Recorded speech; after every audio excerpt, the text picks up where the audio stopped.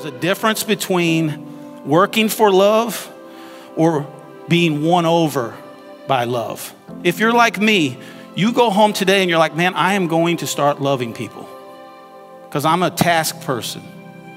So I want to go home and I want to start loving people. I'm already in the wrong mindset if I think I can go home and do that in my own spirit.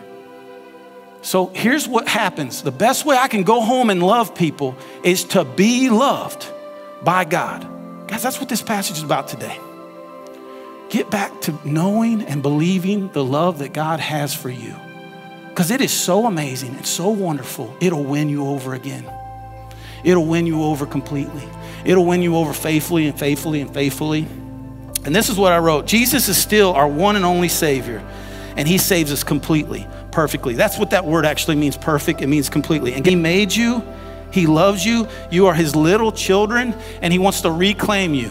Parent, can you imagine your child in bondage to someone else? And some of you know this is like that's the hardest thing in the world. God knows this, and he will not let the enemy have you. He has sent his son Jesus to save you from that kind of demise. And even in this life, if you were to meet that demise, he says, I'm making sure that for the rest of eternity, you will know that you'll be held in my arms. To be held in his arm is the most wowing, amazing, precious thing that could happen.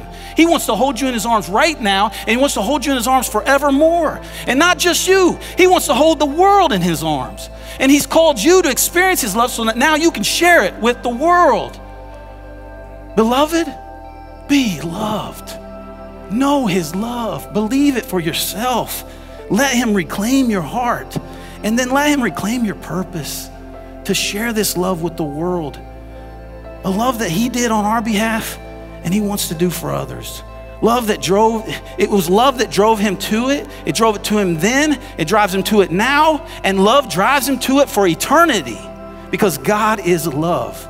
So the invitation is this: how now shall we respond to such love?